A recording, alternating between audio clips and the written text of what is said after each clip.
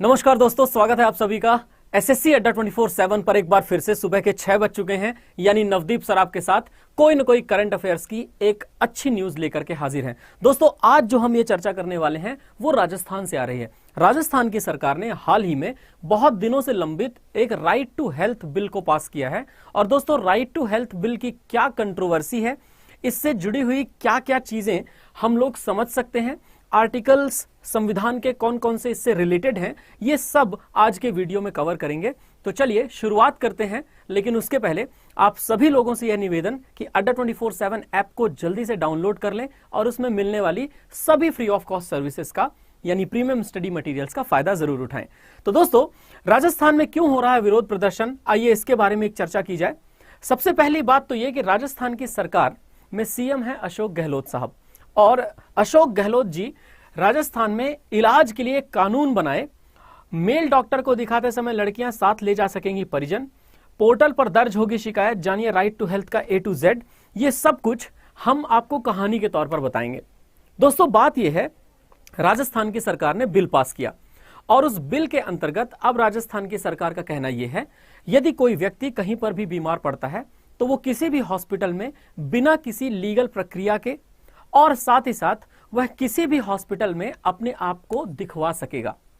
अब बात यह है कि यदि किसी व्यक्ति का एक्सीडेंट होता है तो जो भी नियरेस्ट हॉस्पिटल है उस नियरेस्ट हॉस्पिटल में जाकर के वह अपना इलाज करवा सकेगा, जिसके लिए कोई लीगल प्रोसेस नहीं है।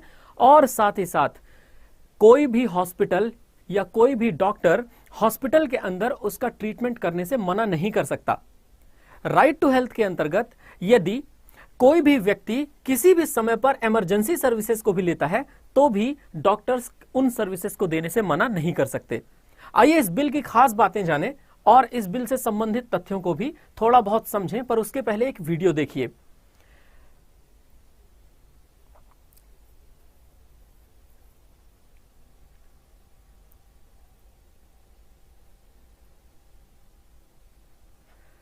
तो दोस्तों, जैसा कि आप ये वीडियो देख पा रहे हैं, ये वीडियो है राजस्थान से, और राजस्थान में इस समय पर डॉक्टरों का विरोध प्रदर्शन चल रहा है और उस विरोध प्रदर्शन में पुलिस डॉक्टरों पर लाठीचार्ज कर रही है।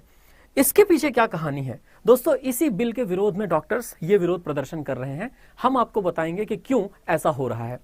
सबसे पहले दोस्तों, अगर इसके बारे में थोड़ी चर्चा की जाए तो ये bill right to health and access to health care for people in the state provide करवाता है। दोस्तों, ये फ्री हेल्थ केयर सर्विसेज के बारे में भी बात करता है कि कोई भी क्लिनिकल एस्टेब्लिशमेंट में कोई भी व्यक्ति फ्री हेल्थ केयर सर्विसेज के लिए जा सकता है। साथ ही साथ बिल स्वास्थ्य के अधिकार को सुनिश्चित करने की बातें भी करता है।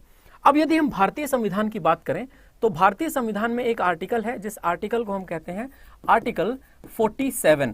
आर्टिकल 47 डीपीएसपी के अंतर्गत आता है और directive principles of states policy ये कहते हैं कि राज्य को ऐसा कानून बनाना चाहिए जिस कानून के अंतर्गत वो लोगों का इलाज कर सकें और जितनी भी स्वास्थ्य सेवाएं हैं वो लोगों को फ्री में मुहैया करवाई जा सकें। आर्टिकल 47 के अलावा भारतीय संविधान में एक आर्टिकल 21 भी है जो ये कहता है कि हर इंसान के पास अपना जीवन जीने का अधिकार है और जीवन जीने के लिए उसे स्वस्थ रहने का अधिकार भी।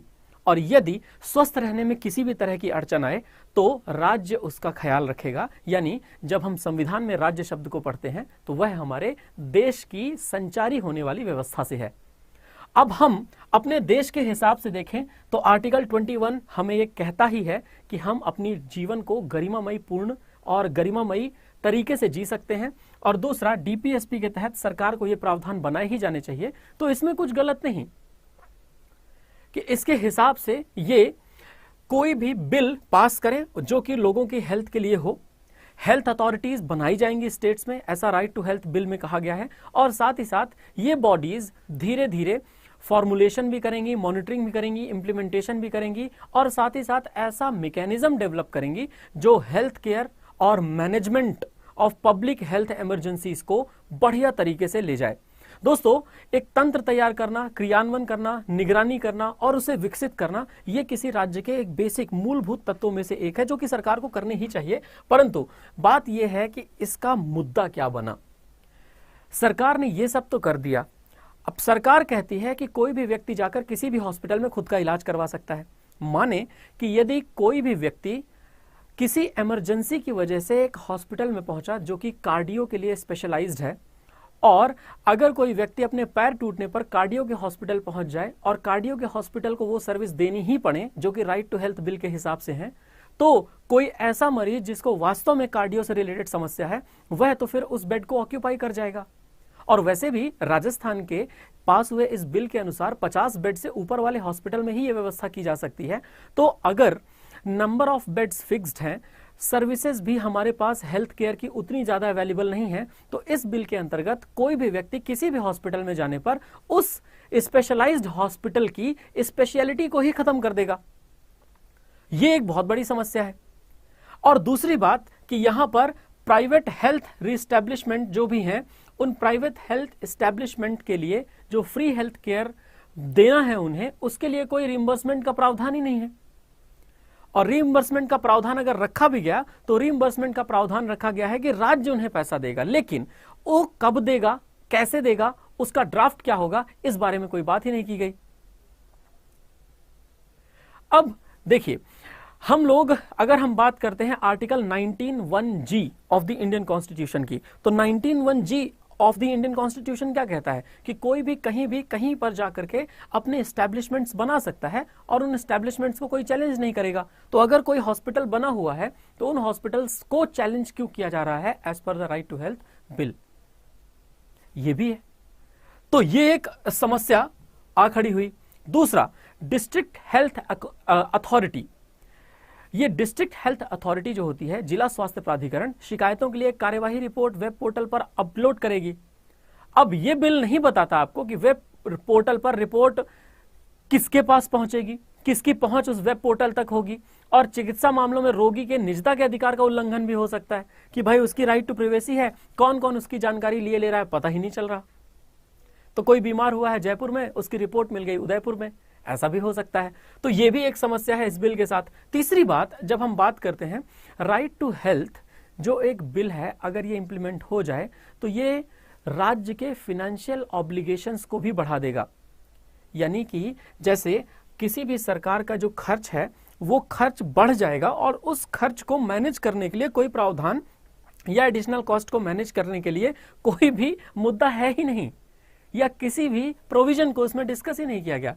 तो राजस्थान भारत का एरिया की दृष्टि से सबसे बड़ा राज्य है, और राजस्थान सबसे बड़ा राज्य होने के नाते यहाँ पर जो हैमलेट्स हैं ये प्रॉपर रोड से कनेक्टेड नहीं है। इस तरह के अगर हम कंडीशंस के हिसाब से देखते हुए इस तरह का बिल बना भी दें तो सबसे पहले तो इस बिल को प्रॉपरली बनाया जाना चाहिए, जिसके अंतर्गत आप भले ही किसी भी हॉस्पिटल को निर्दिष्ट करें कि वह रोगियों को देख सकता है, परंतु वहां पर एडिक्वेट सुविधाएं जरूर हों। ये सबसे ज्यादा जरूरी है। मशीन्स डायग्नोसिस करने के लिए medical equipment out of orders हैं, तो वो भी हर हॉस्पिटल के पास है नहीं। और मैंने कहा स्पेशलाइज्ड हॉस्पिटल की स्पेशलिटी भी एक बहुत बड़ा सब्जेक्ट है।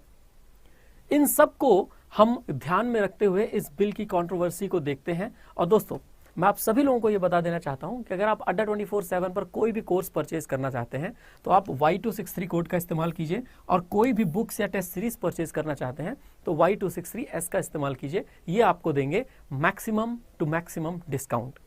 साथ ही साथ दोस्तों, यह भी याद रखिएगा कि आपके लिए एक क्वेश्चन है, यूनाइटेड नेशंस हेडक्वार्टर्स कहां पर है? और लाइक करें वीडियो को, शेयर करें दोस्तों के साथ, कमेंट करें, जो कुछ भी आप हमसे जानना चाहते हैं, एवं सब्सक्राइब करना ना भूलें चैनल को। So thank you very much. ख्याल रखिए अपना। जय हिंद। और मिलते हैं आपसे हर सुबह 11 बजे के लेक्चर में और हर शाम 5:30 बजे के लेक्चर में।